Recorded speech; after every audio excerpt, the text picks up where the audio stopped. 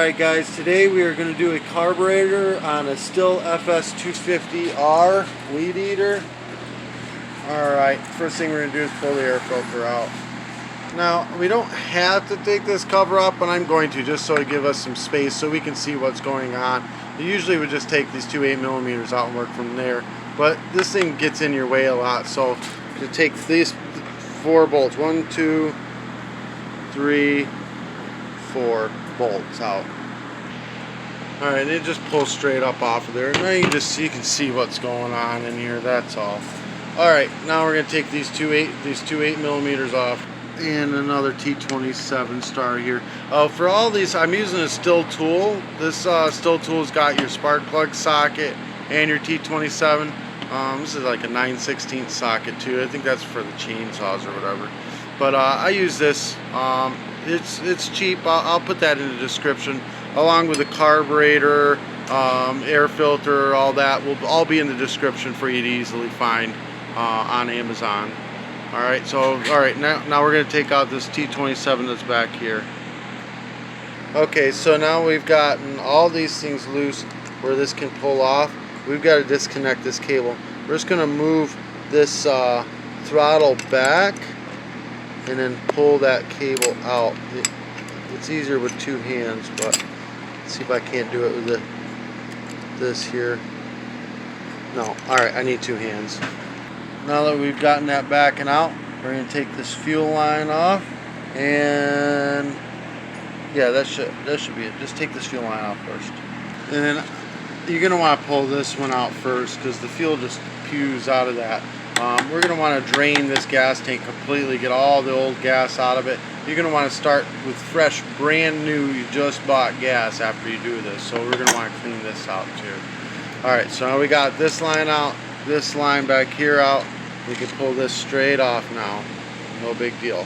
Alright, now we're going to concentrate on this side here. We're going to do the new lines, and we're going to get the carburetor set in place. Then we'll come over here and we'll put this new line in, get all the gas out, blah blah blah. Alright, so first pull this top line off, the short one, and replace it.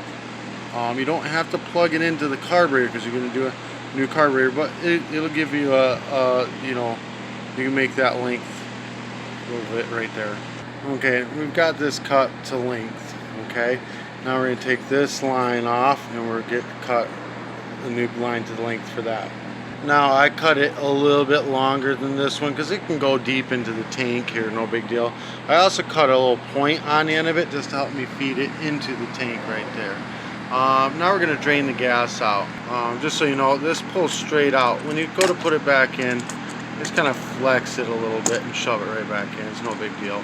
So it just pulls right out and then drain the gas. Now we're going to go ahead and just pull this out of here with a pair of pliers or whatever. Just get that out, and then we'll cut it off, you know, around here. Cut it off right up here, and then you can shake the old filter right on out from there. Now you may not have had to replace any of these lines, but you really want to. Just, you know, they can get old and just they can kink easy, and you know, it's not far away from being brittle or anything either. So you just get rid of it and start with fresh new. That way you don't have to worry about this thing for a while to come. Alright, now we're going to stick the brand new fuel line right down into the hole and get it into place. So when you're feeding this in, you want to try to work your way over to the gas cap so that you can get to it with the needle nose pliers. You're going to want to pull it out to where you can actually get to it and put you got to put the fuel filter on it. So before you even plug that in, just reach in there, grab this one. I can't do it with the phone, so now that I've got this like this, I can grab one of those filters, stab it in it, and then we're going to go ahead and we're going to shove this down into the tank to where it's seated properly. Okay, now we're going to go ahead and change out the carburetor. You're going to have to push, you got to hold this frame and just push on one of these lobes, usually this one right here. And you push hard enough, it'll all go in and pop out the other side. So I just pushed it all the way in. It came out the other side. Now you can just pry it off or pull it off from there. Now you can just pull this carburetor straight out. It's just this grommet here holding that in. Pull it straight out. And then you just push the new one right back in. Then hook up this fuel line to the nipple. Now we're going to put this choke arm in there. When we get it to a certain point, we can turn it back and forth till it clicks in, and it'll force in the rest of the way. Because there's a flat, see, it's a flat slot on it. You can also just look right on in there. Like this one was closed. This one's probably open. I don't know.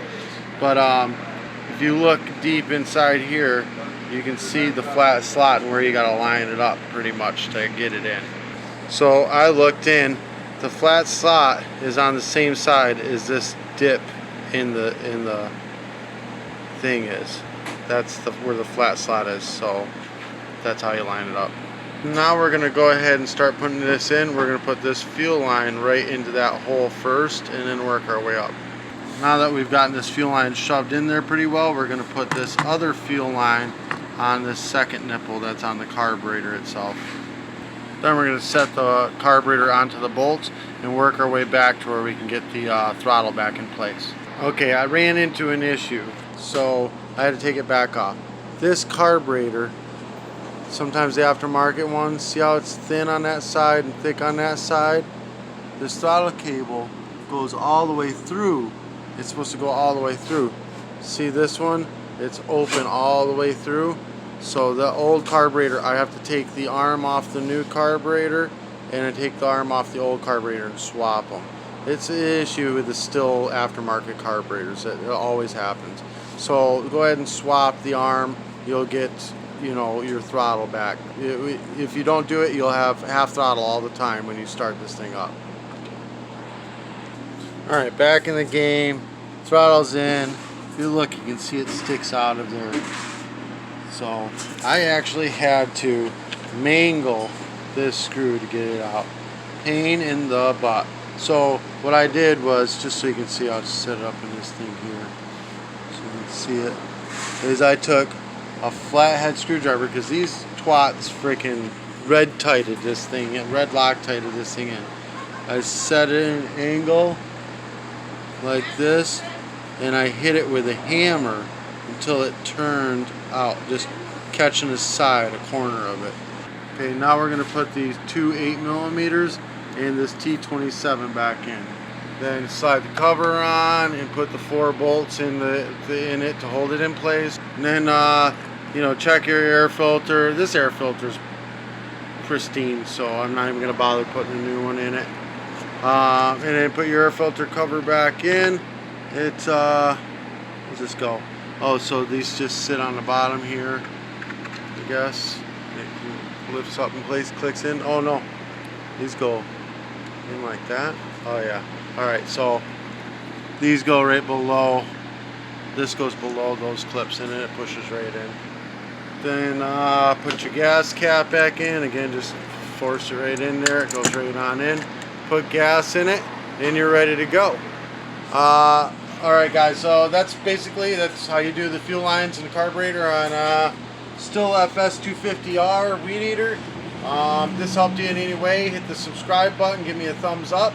Also, all the stuff, anything you need, I'll put in the description below. If you get to it too before I get home tonight, you'll have to wait. It'll be on the next day. When I get home at night, I put it in. Today's t-shirt, I don't know if you can see it all. I'll have that in the description below as well. Peace.